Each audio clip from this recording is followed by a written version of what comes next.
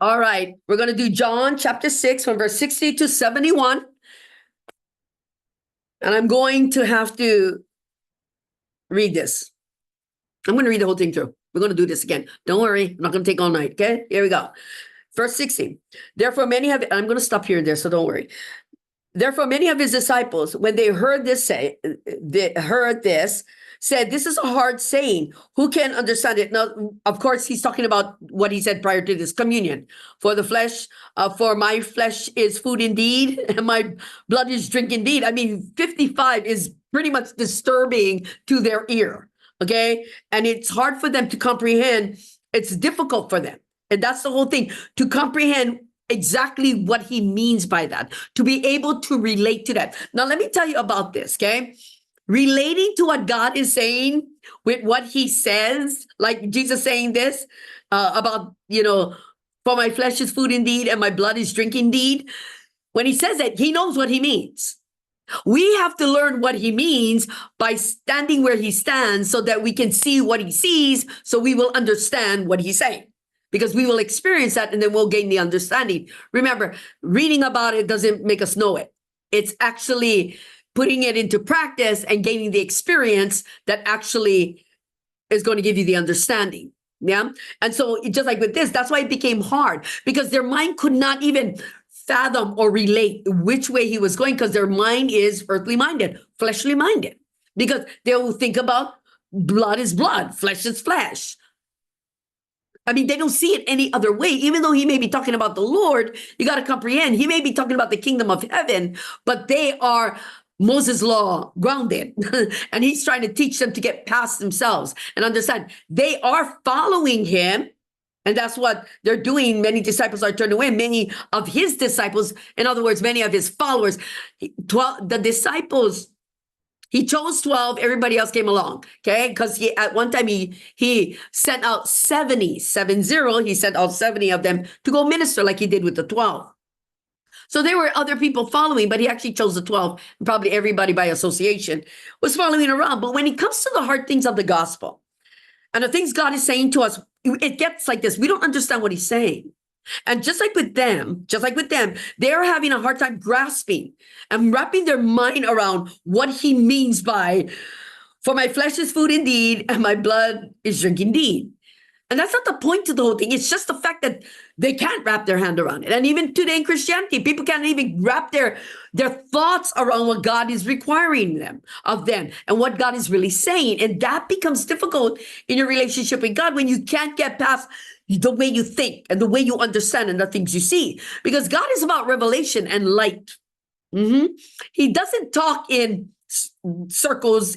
In a way, he doesn't talk in circles, but he talks in a way that will make you stop and reflect, to look within. When he talks about farming, about seeds and sowing, then the people he was talking to will stop and look at their occupation and how they work by scattering seed. And when they harvest, they relate because they have experience. But he's trying to get them to see their experience in gardening or farming. And what he's saying about the kingdom, he's trying to get them to bridge the two, to see the labor behind it, to see what God is teaching and how we grow in him. This is one of those, but they don't, just because it's hard, it's the fact that it's difficult for them. You know what I'm saying? Is just the fact that they can't wrap their head around it makes it difficult for them to grasp it. So they may think about it, they may look at it, but most of all, they'll question it because they don't have an answer for it, because they only see it one way. That's why he told them, therefore, many of his disciples, when they heard this, said, this is this is a very hard saying to look into. You know what? Who can understand it? Meaning, who has this kind of past this kind of thing? Because remember, they only know what they know and they understand what they understand, like many people. And you try to bring the God into it and try to make them see in relationship to it. It's hard to look past yourself and to see what God is seeing. This is happening here, and he knows they can't see past. He understands they can't, right? He knows that, but he shares it anyway, because that's what's necessary. Because in this text, and the rest of the scriptures we're going to read, you're going to find out that he's really talking about us and about when we start our own ministry. It doesn't look like it, does it, huh? No, but it's actually that. And I'll show it to you. So that's part of it. To even start to walk with God, you have to learn to get past yourself. You have to learn to see the bigger picture in reflection of like our walk with him must be a reflection of his walk so that we can see ourselves. You understand? That's why he used parables so we could see ourselves. And he said things so we could see ourselves. Get that? But when people cannot see themselves in what other people are talking about, then they only see what they know. And they can't see past themselves.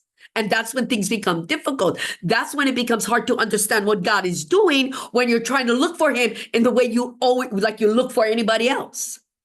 You get that? You're doing it the same way, right? So you have the same understanding. And that is why it's difficult to understand the deeper things of God, because you can't get past.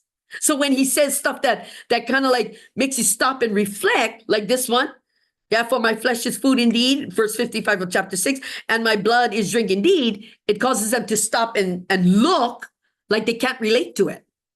They can't relate to it because they can't understand that and them. They can't understand that with him. They can't understand it, and that's when it becomes difficult because they only see it one way. And so this is their problem. Who can understand it? The one who spoke it. That's the one who spoke it can.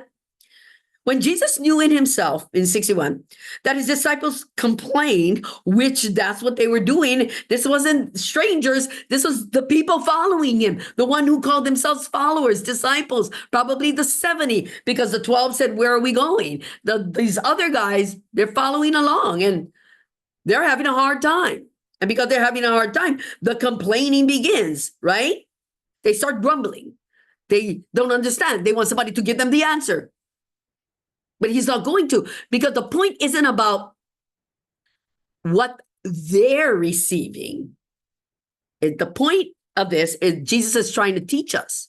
It's not about what they're receiving by what he says.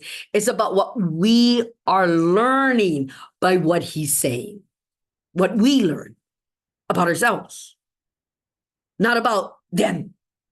Because when we learn about ourselves, we will know them. This is about you reflecting on your walk with God, not about you reflecting on the people trying to find God. They turn away because they don't have that kind of insight. They don't have that kind of revelations. Yeah, they don't have it. And they're kind of conformed to the way they think and how they see Jesus Christ, how they see church, Christianity, whatever. The way they see it is dictating, what they believe. And so when the Lord comes and he says certain things, can guarantee when people are like that, you will see the hypocrisy very clear, very clear. When you look at this, Jesus knew in himself that they were complaining, that they were grumbling about this, about this. So he turns and he says to them, does this offend you? Is this causing you to forget? In other words, becoming offended. I wrote over here. Becoming offended, where is it? I don't know. I have no idea. I got my notes all over the place. But to become offended is to become hurt by what is being said. You know what I'm saying? To become angry or feel wounded by what is said, if that makes any sense. Or you become offended because you are displeased with what's being said. Yeah. And a lot of those things are going to come out, right? The anger, the wounded, the hurt feelings, the grievous feelings, right? The feeling of displeasure with what somebody said. This is the kind of thing that he's saying to them.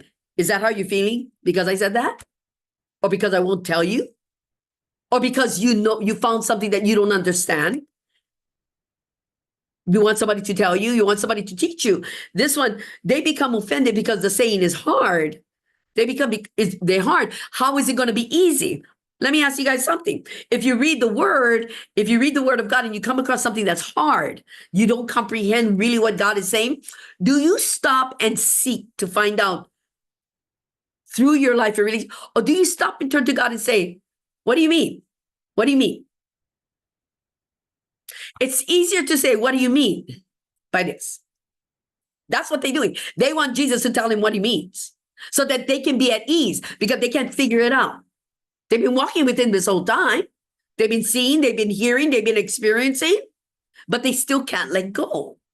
They can't let go of what they already know, what they already believe, and what they already have. And it interferes with them, their eyes being open to see a greater truth within themselves.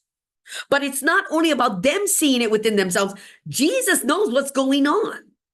He knows what's going on, and he knows why it's going on, so that we, me, you, or anybody else who wants to do ministry has to learn this. Number one is you cannot hold your tongue just because they don't understand what you say. If it falls in line with what's happening, hence you speak. So he tells them this. He's talking about the bread of life. He's talking about the bread of life. He goes into people who, they're going to reject me. Everybody doesn't want it. Then he comes into this communion, right? It's difficult beyond comprehension, but he's trying to teach them. The word or the gospel is trying to teach them, look within yourself. And at the same time, what the Father is doing to him is telling him the same thing, to look within. How do we know? Because one verse in there here says it. We'll get there when we get there. Let's move on a little bit. So does this offend you? Yeah. Is this causing you to feel like it's too hard and too difficult? And, sometimes it is. But it's not so much about what you're hearing. It becomes sometimes about what you realize, what you come to, what you think it is. Yeah. And sometimes that becomes hard. So when you think within yourself that maybe you want to do something for God, and then other people are doing it, and you kind of want to okay, I don't know how I'm going to do it. You take notes from everybody else. It seems like it's going to become overwhelming, because it's like you're going to try to compare yourself or become like something else or someone else that you have learned from, or someone else that you have heard that you like their way, but they're not you. So it's not going to come out the same way, even if you try that way. You know what I mean? When I first started my ministry, pastors used to tell me that every time I talked, the people left bleeding because it was so cutting. Not my fault. I'm telling them the truth. I did not lie one time. They may be hurting and feel like they're bleeding, but somebody had to expose and somebody had to tell the truth, because everybody pacify and cover up because comfort, right? You get accustomed to them. Then someone like me come and I offend everybody, but I offend everybody to the cross. You know what I mean? For make them go seek and go understand. That's what he's doing. They become offended by him for saying it, but the offense is really in them because they ain't going to seek anything. They ain't going to look at anything. This is offending them because they're finding reason to be displeased with what's being said, because they're not going to get what they're going to get. They're not going to get the insight. They want him to tell him, but he's not going to do that. Look at what happens. He says, why I got to tell you this? This is why he says, does this offend you? What? Why? He goes on at 62 and he says, what then? When he says what then, he's saying, come on, do I have to tell you everything? Can't you kind of reflect and figure it out? Yeah? Can you not learn? Oh, is my battery dying? Okay, sorry. Oh, it's going to die. Stay. Wait, I just got to turn this off. Ow, ow, ow, ow, ow, ow, ow, ow, ow, ow. Hold on. Okay.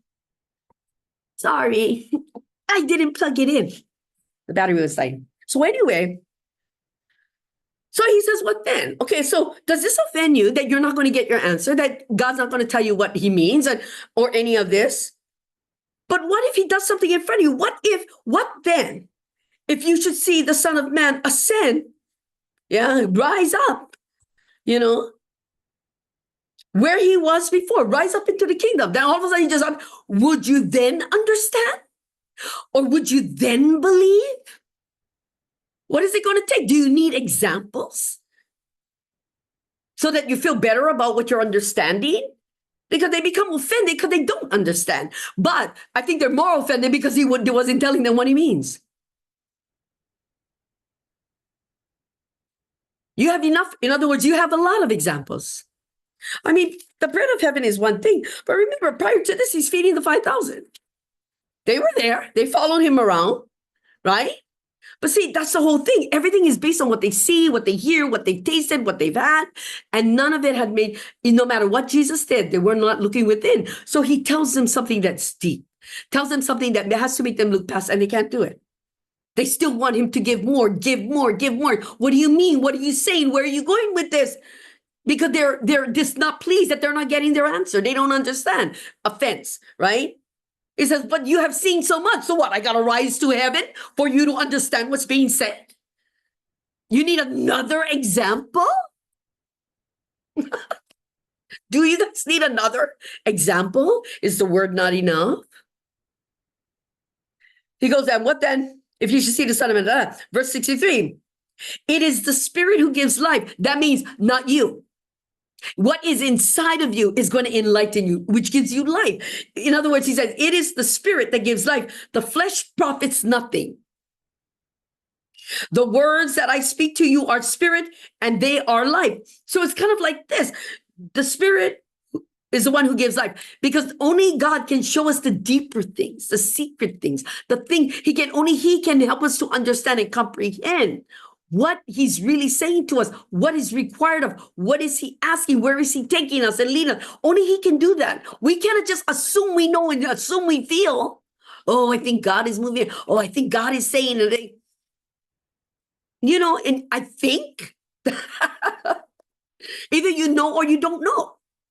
Because it's either you are familiar or you're not familiar. And people who are not familiar get offended really fast.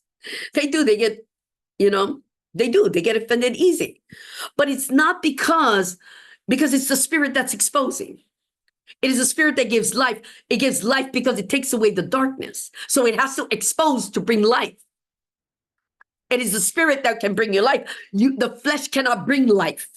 Not this kind of light, not this kind of revelation, not this kind of insight. That comes from God. That comes from the Spirit of truth. And the Spirit will give life. It will give you the insight and the revelation that brings you to a spiritual relationship, eternal life. You understand? It's like that. All of these things you're hearing, even if you understand, even if you're giving the answers to the depth of what it means, what good is it if it's not in you and you didn't get it yourself? Because you asked somebody else to explain it. Okay. And you can get it, right? So you continue to follow so you can comprehend, but you yourself do not understand how it all ties together, how all of it ties together. And that is hard for people.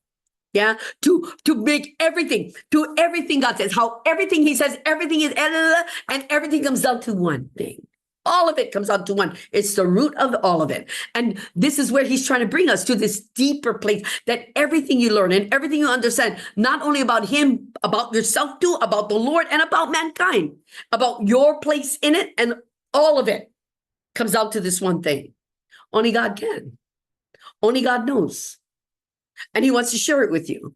And he wants to help you understand. But just because things are hard for you to comprehend what God is doing, doesn't mean you become all displeased with what's happening in your life.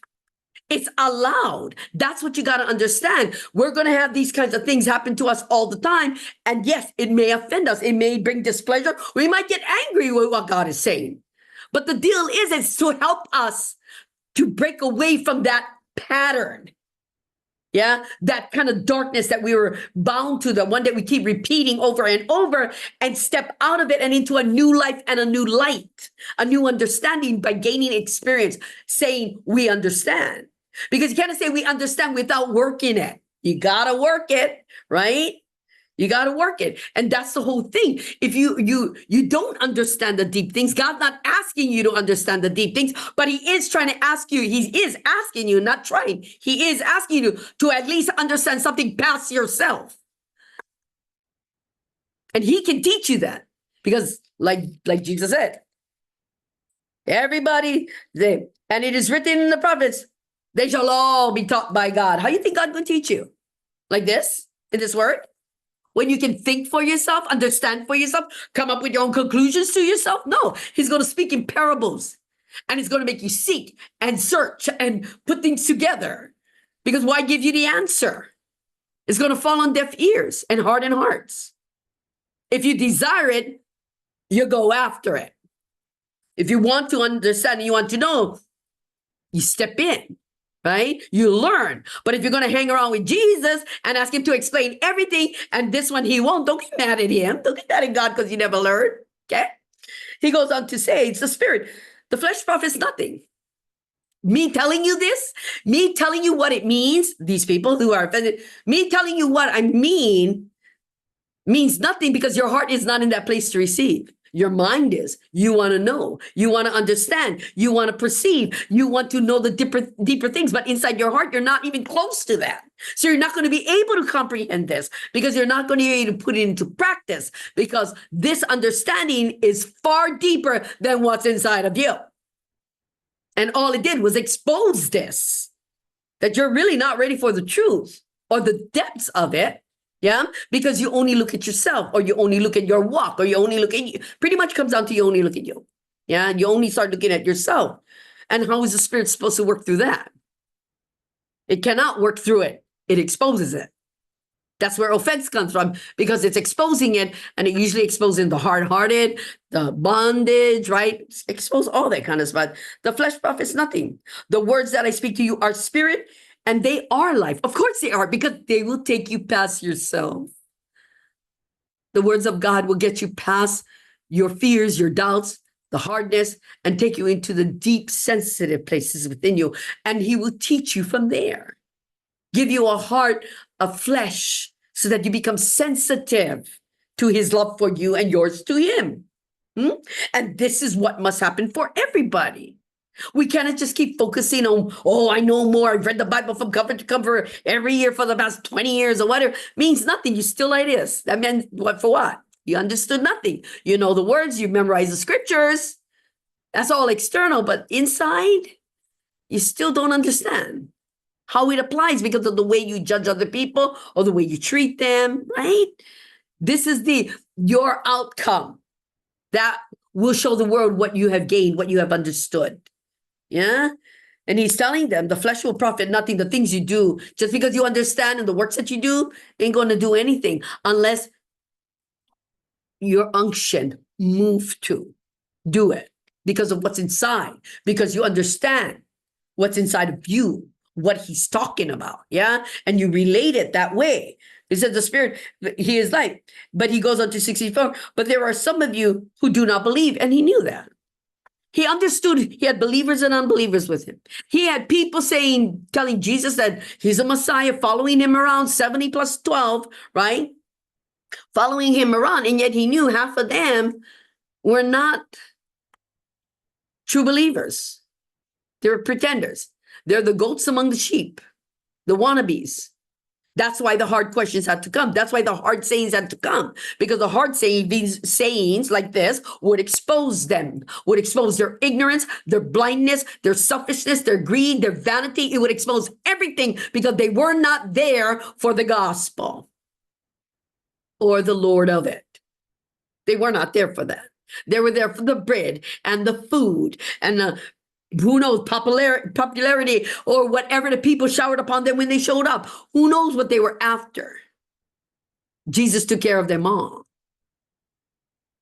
And when you take a look at this, he already knew. They come along, just like he said, are you not 12 and one of you is the devil?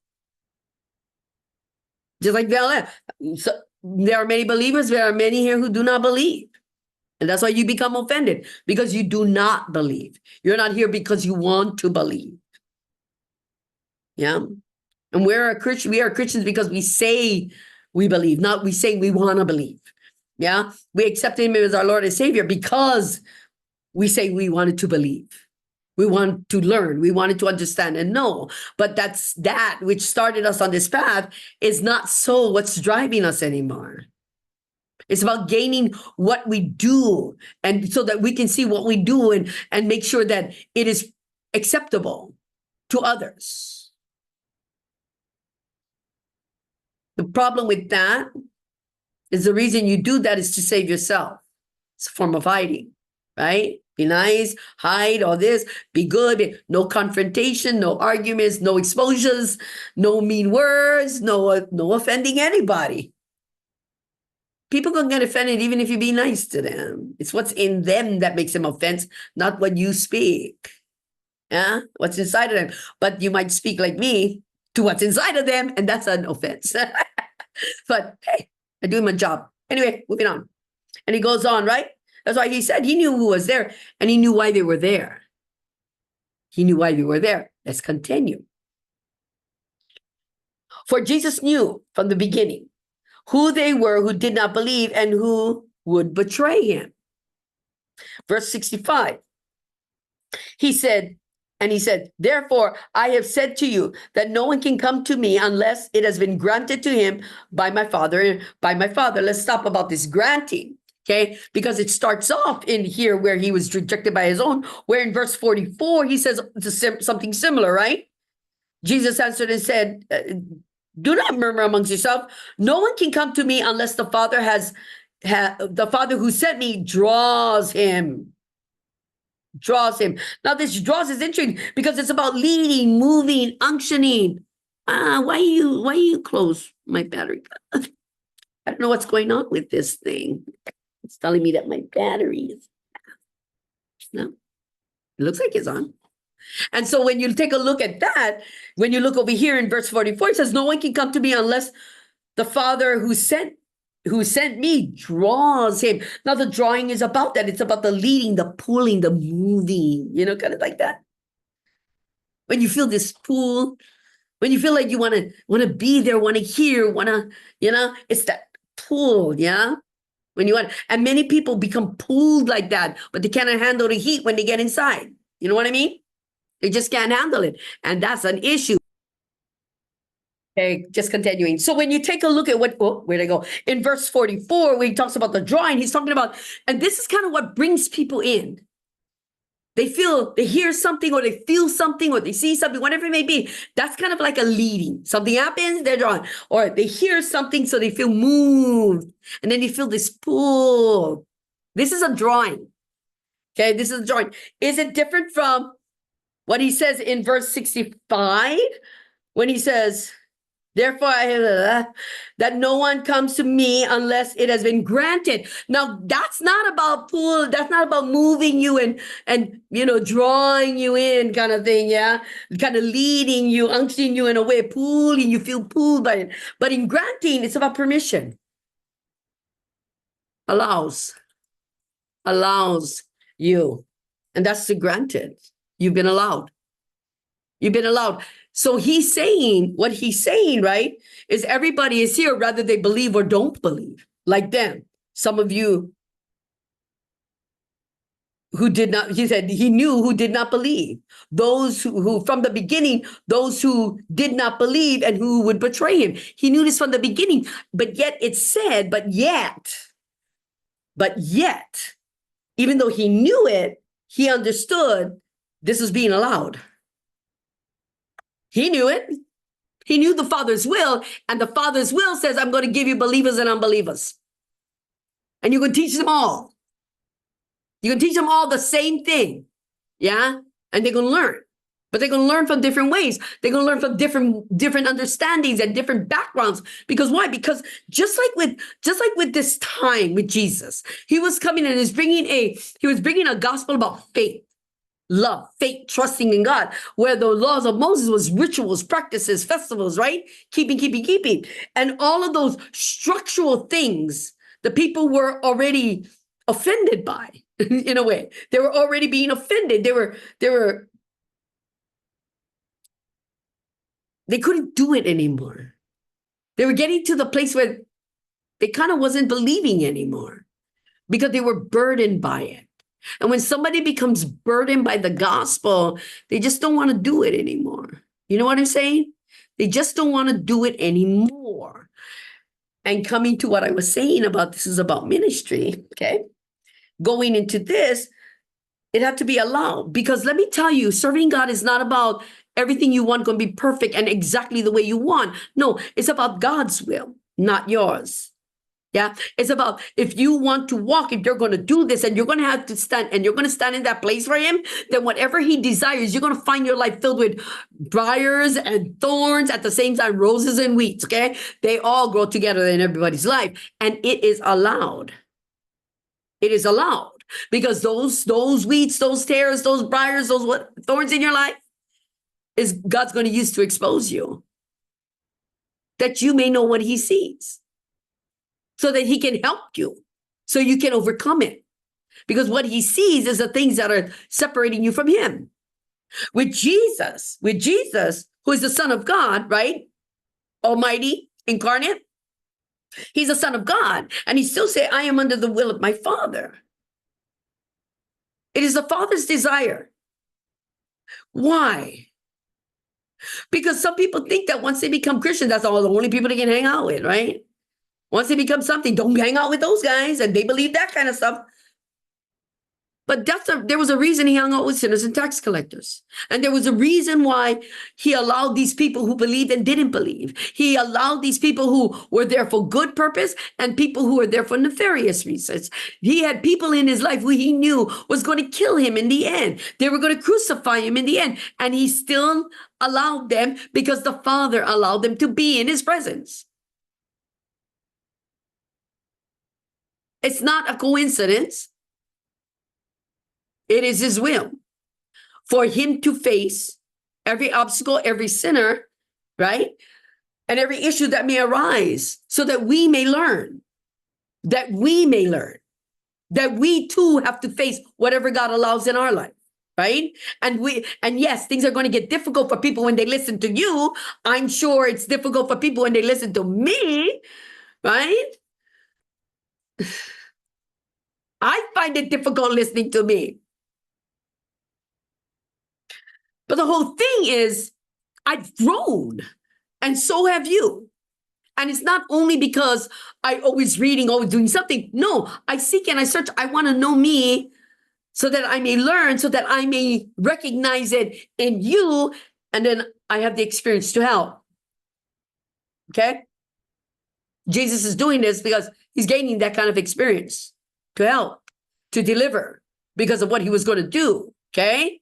So all of these people are allowed into his life. All these people. Whether they believe or don't believe. Sinners, tax collectors, you name it. They're all allowed. That's why he said it's been granted. No one can come to me unless the Father grants them. That's why everybody's in front of him was granted by God. Yeah? Was all allowed by him. All allowed. And he accepted them all.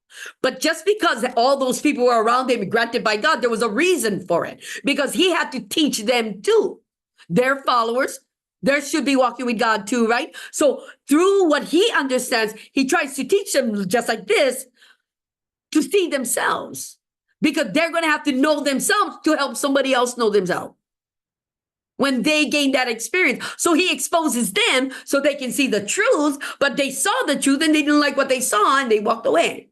They blamed him for something so difficult to understand. It wasn't difficult to understand if you look past yourself and let go your own understanding, but they couldn't do it. And so they became offended, and he points that out.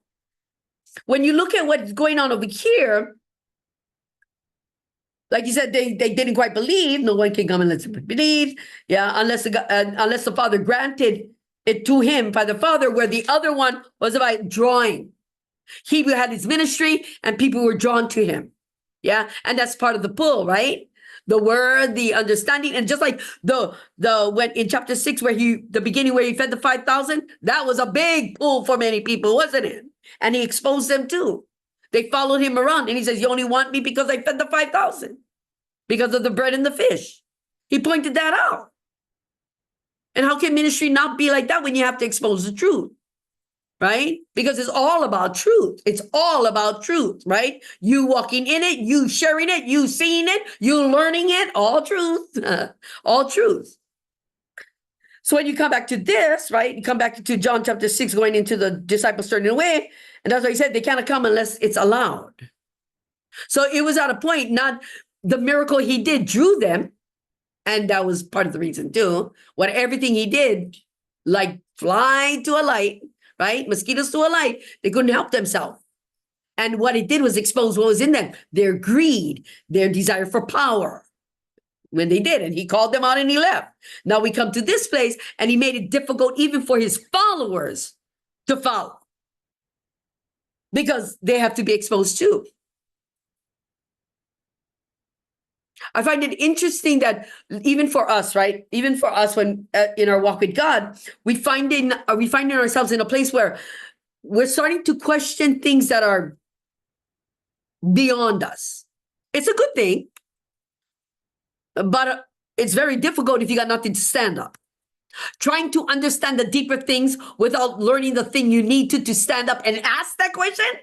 Yeah, you cannot skip around. You cannot just jump hoops and You know, you got to stand on the cornerstone. You got to understand where you stand. And though where you stand will bring those questions. Yeah, we'll bring those questions. But to not even stand and still ask those questions, you got a problem there. And that's what he's talking about with these guys. They got exposed. They got exposed. And so he says, therefore, unless that, verse 26 says, for the time, from that time, many of his disciples went back and walked with him no more. Of course they did. And what did they go back to? They went back to their religion, something easy to understand, easy to do. They went back to their old ways, what they know, what they understand. They went back. Because when you start walking with God and he starts correcting you and preparing you for something because you're a disciple or a follower, what do you think is going to happen? You think you can stay like this? Really? You think you can stay like this? You cannot. Because the Spirit naturally moves. It's like living water. It will grow. It will flow. And we must be vessels that he can flow through. I can comprehend the fear of growing in God. Much given, much required. But let me tell you, you weren't afraid when you had nothing and you still was given much. You wasn't concerned. But now you know. Now you understand and you know that things have changed. Maybe you've learned more. Maybe you've grown a little bit more. And now God is asking them more. Of course he is. You think you can stay where you're at? You cannot. It's natural like a child, a baby being born and growing into an adult. The spiritual is the same way. We grow into not something tall and big, but something deep and intimate. You know? He goes on to say over here, right? Over here, and many of his disciples walked away and walked with him no more because they couldn't. Many people have come to this ministry too. And the reason that they left because they were offended. I never do nothing. They just found it difficult. How can it be difficult? I ask nothing of you. I don't ask for money. I don't ask for goods. I don't ask for anything. I don't tell you what you can and cannot do. How is it difficult? It's because when you listen to the messages, what God is saying to you as a reflection, what he's asking of you is hard. Because you think that's what he's asking. Yeah. And that's why it becomes hard and difficult because your mind just kind of goes there and you don't even understand where you stand. Why would God ask for that if you're over here? You know, but you got to start somewhere.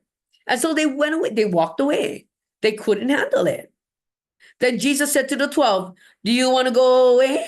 Do you want to go away? You want to leave too? You want to go away? Interesting question, right? Do you want to go away? Because they witnessed all of this with the 70, with the other guys, right? The other disciples, they witnessed this. And he tells them, well, you heard what they said. You saw what we just talked about. Do you want to go away too? Do you want to go away? But it was Simon Peter answered him, Lord, to whom shall we go? You have the words of eternal life. Okay. That's what he's saying. He says stuff like that all the time. Oh, we will even die for you. Okay. But there is truth behind it because he understands, and like the disciples, that Jesus talks about the deeper things past the flesh. They understand that these don't, these didn't, but they do, and they know. Who can tell us these kind of things, these deeper things, and give us this kind of insight? Only God can give to us, and you the vessel. You have the words from God. You have the words. So we hear and we listen, and we may not comprehend it completely, but we can see something. And we're trying to grasp it. And remember, they didn't have the Spirit yet, so they couldn't grasp it until it happened. And the whole thing was they had to learn this lesson too. I'll show you. We're getting there. We're not there yet. Yeah. They had to learn the lesson that Jesus was learning, the lesson that he was teaching his disciples, the lesson that we're teaching, that is teaching us the lesson. It's a never-ending cycle of learning. He goes on to say, and Simon Peter, also, we have come to believe and know that you are the Christ, the Son of the living God. He said that twice, he said that the other, who does people say that I am? You are the Christ, the Son of the living God. Okay. Jesus answers, did I not choose you? Now, the 12, and one of you is a devil. Now stop there for a question. Why would he have to say that? He had 70 other disciples, right? He had the 12 and he had the 70. But why did he say this about them? Did I not choose you, the 12? I didn't choose the 70. They followed along. But I chose 12. Why? Why? I stopped and I was listening to, why did he have to say that? Because he did. Why? Because of the lesson that he's learning. So he was granted 12 disciples. The Father told him, you choose. So that was his choice. But he understands that picking 12 guys that who all gonna believe and all who gonna say, Lord, Lord, no more conflict. No more. He picks one who falls in line with prophecy, by the way, and everything else, which is part of the reason. But he knew that this Judas was going to kill him, was going to be the one to sell him out. But he chose him anyway.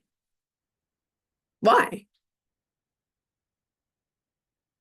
Because everything that's happening over here, everything that's happening, like I was saying, is because it exposes us, because it tells us who we are. It tells us who we are, who we truly are. And at the same time, it teaches us all about him and what he's teaching us personally, so that we learn and we grow.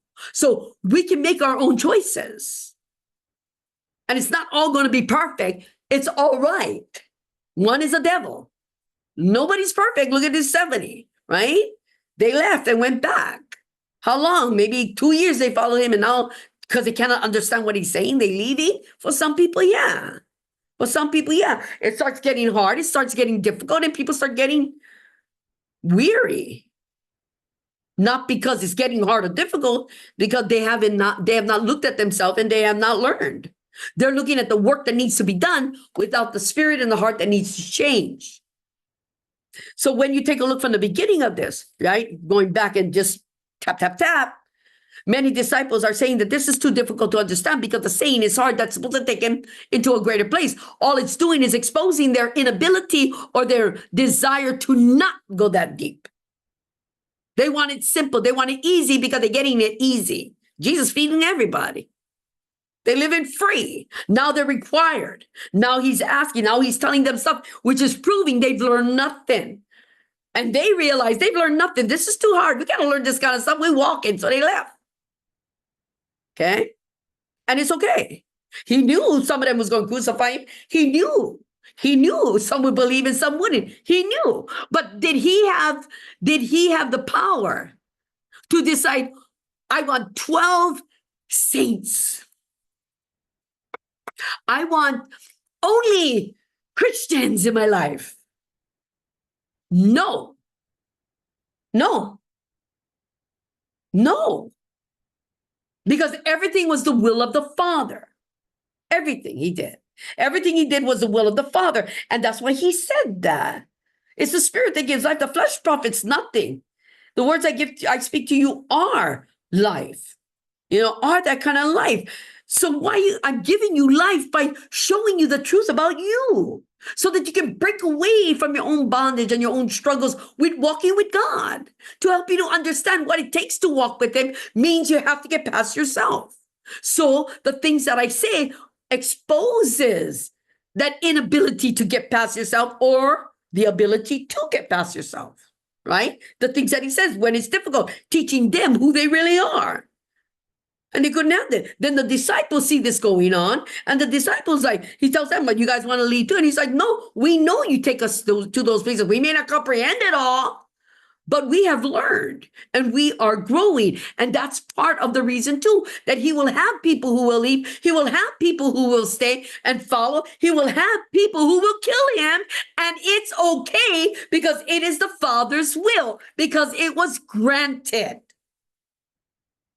by the Father. Get that? It was granted. And because it was granted, the one who stands there, that the Lord grants all of these Christians and non-Christians, believers and non-believers, to come into their life, to come against you or to stand up with you, whatever they're going to do, is allowed. And because it was granted by the Father, allowed by the Father, It is okay with Jesus. What he has to do, what must he do? Is to tell the truth and stay the course. Even though he knows they're going to turn, even though he knows they're going to walk away, even though he knows they don't understand, he still got to say it. He still got to do it. He still got to, because we got much to learn. If he falls apart and stops talking, then we, the future of the gospel, like what I do now, then maybe I can fall apart because Jesus fell apart. So I can fall apart. He's not going to fall apart. He never did. He never cried out. He never, meaning when he said he didn't cry out, I mean, if you're getting whipped, you're going to cry out. But it's not that kind of cry out, meaning that he didn't cry out to the Father to save him from the pain, to save him from the suffering, to save him. He didn't ask. And that's the crying out. He didn't ask. He didn't ask. He did what was right. And just like with this, he's not asking to keep anybody. He's trying to teach everybody that the word discovers your condition with God. It's a double-edged sword. It shows you where you stand. It shows you what you understand. It shows you your love for God in it. It shows you everything. It shows you your hidden desires. That's why you walk away, because it wasn't what you wanted, was it? Get it? And that's something we all have to learn for ourselves. Why we become offended by the world. When we're the ones walking, we say we walk with Jesus. The world God going to allow and grant all of the dark and light to come into your life. And if you don't know where you stand, then those things are going to dictate where you stand. That's why the hard things come out now. So tomorrow you have a better day. So you make better choices, better understanding. Get that? Because you learned tonight.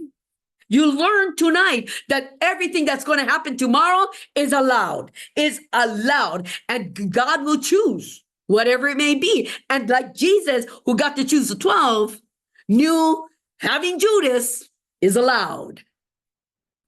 It's allowed. Like wheat and tares growing in the field, it is allowed.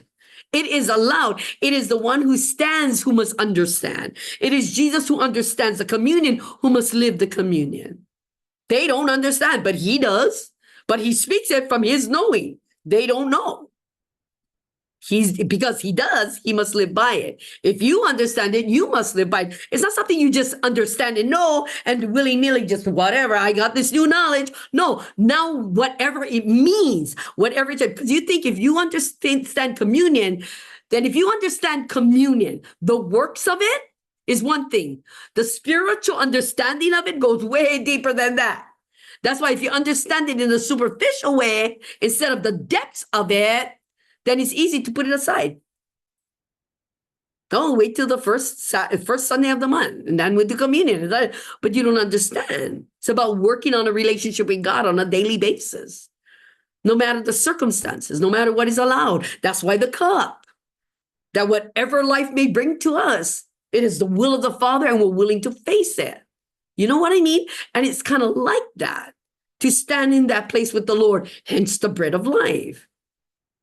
So that we can become examples of the very thing that the people need to learn, that we can learn more from the reflection of it all. Yeah, so that they may see the truth and that they may walk accordingly, so that others may see the truth through their lives as others who follow you too. People walk away because they don't like the I'm going to call it the intensity of it. It does get intense. It does get intense, but it's something that must be inside of you. We were talking earlier before we started ministry, and I was telling him about the thing that I put on Facebook, not Facebook, on YouTube. I started making shorts, right? So I randomly picked one, and it was talking about God's pain, about God's pain and how the ministers have turned away from the works of God, and it's causing God's pain because he's losing his people. Not because they turned away, but because they have turned away, it's causing pain to God because he's losing the people that those people were supposed to be watching over. You know what I mean? And helping to find him. Now they're in the way. And it hurts God that he might lose them because these people are in the way. Can he step in? Yeah. Is he going to? No. Why not? Why should he? We have this. And we have Jesus as the example. What do you want? Are you getting offended now? This is exactly what he was trying to tell them. See what I just did? That's what he was trying to tell them. And for us, we have to understand this for ourselves. Being a Christian is not about you being a Christian, not you saved. Being Christ-like was doing Christ-like things. It comes natural to Christ. It should become natural to us. But whatever we got to face on a daily basis, whoever is in our life, just know it's not about you learning to love or hate. It's you learning to see the truth with what the cards God has dealt you. And how you handle it teaches you all about you. And if you can see victory, if you can see acceptance like our Lord did, if they want to leave, leave. If you want to stay, stay. It's kind of like that. He gives everybody a choice. Do you guys want to leave too? Go ahead. But it's something that they have to understand and something we need to know too.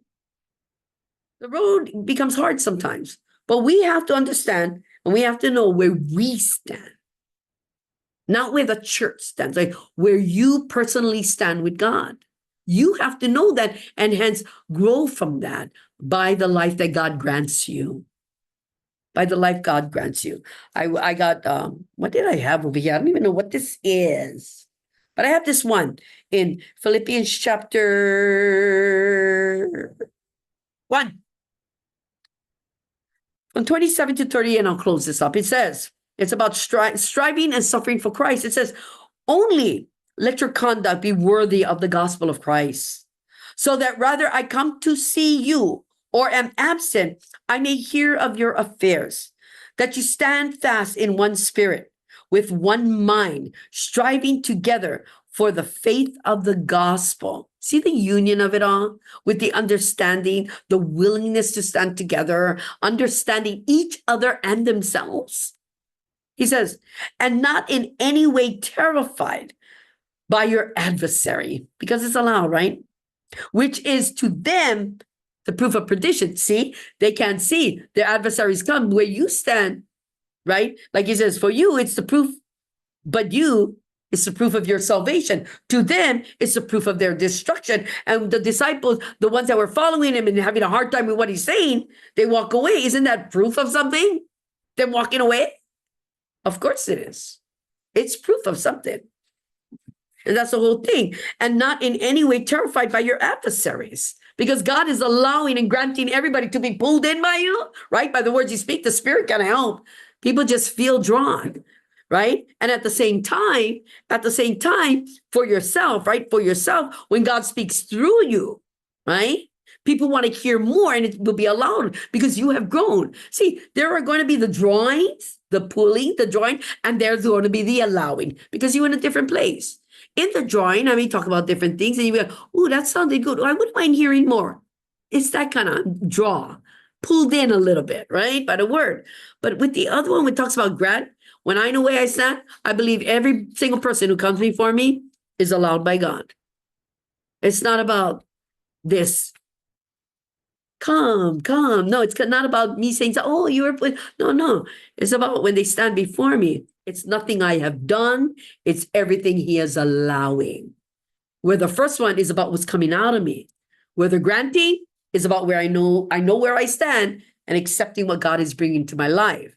Do you understand? I had to learn that, and I learned it because of that John 6. That I had to be able to stand rather they stay or go. I continue to grow. I ain't gonna cry for nobody. If they want to be here, be here. You don't want to be here, don't be here. We don't have membership. You want to come. My house is welcome to anybody. But the house has a truth. Everybody's welcome, but not everything is tolerated. Yeah. Anyway, that's what he goes on to say, right? Your advocate is proof of their destruction. Right? Just like them leaving is proof of their destruction. They refuse to get past themselves. But to you, to salvation, and that is from God. That you've become. 29 is important. For to you it has been granted. It has been allowed on behalf of Christ, not only to believe in him and to learn the depths when they say not only to believe in him, but I use my Lord as a reflection. You understand? It's been allowed. God allows me to do that so that I may learn who I am for him. That my walk, not in how loud my voice is or the things that I say or how I say, no, but the purity of the heart that's moved to do it, the fire and the passion that's pushing me forward to do it. Yeah. It is granted to me, right, on behalf of Christ, because that's what I learned from him. Nothing was going to get in the way of him and the Father. And it took a passion to stand where you stand in that, so nothing can separate you. It takes a lot, and you have to learn that for yourself. It's not just something that falls on you. It comes through what is granted to you, what God brings to your life to teach you. And in reflection to his Son, on behalf of Christ, I reflect myself and his life, right? It's kind of like that. Not only to believe in him, because I do, and that's my strength, but also to suffer for him by letting the Father bring everything into you. Everything. Everything is allowed. Everything. You are game. Everything. You think you're protected? You think the protection of nobody can touch me? Nobody? Are you crazy? The one who knows is the one who overcomes the world, and the one who overcomes the world will face everything the world has to throw at them. That's not overcoming the world. It's about hiding from your problems or hiding from those things. No, it's about knowing where you stand so that people can see and not being afraid of being judged, being pushed, suffering for what you do not have. But knowing where you stand and what you believe is the point. So you can deliver the message of hope that their life is not for nothing. You know, and Paul is saying, for you it has been granted. God is allowing you to suffer. God is allowing you to be glorified. God is allowing these people to come into your life. God is doing this because he knows you're doing it on behalf of his Son, right? On behalf of his Son, because you believe. Because you believe you're a good representation of him, right? Represent. That's how. But also, that means you know how to suffer too. Because you know how to stand. That's why you're allowed to suffer.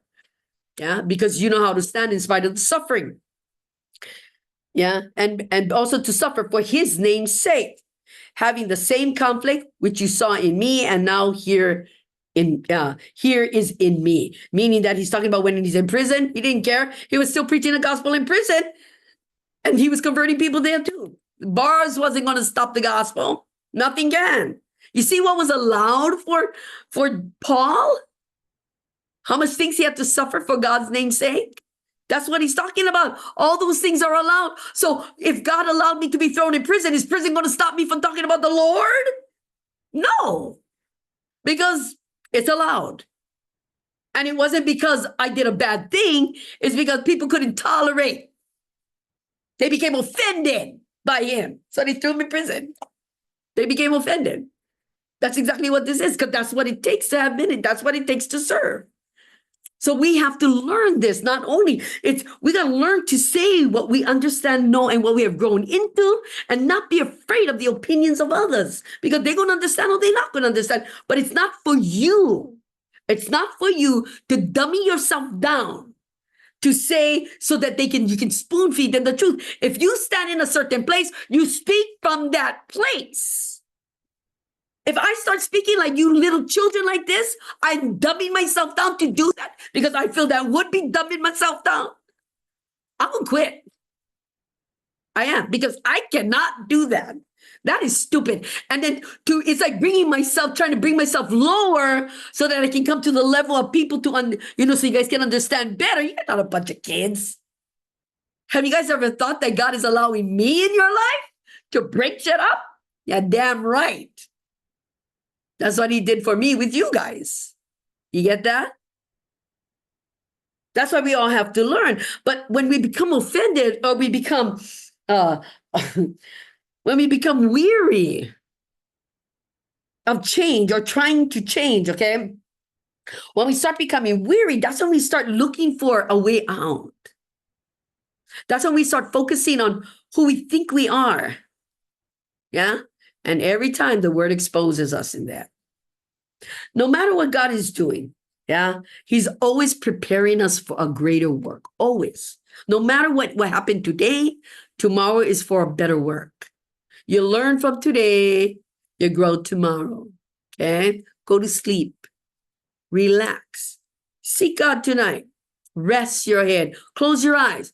Tomorrow, maybe you might see growth. That's between you and God, and I hope it happens. But in this, just because things get hard, don't walk away. Go seeking. Change your patterns of behavior. Yeah. And learn the truth. Time to grow up in a way. Amen. Time to grow up. Amen. Done.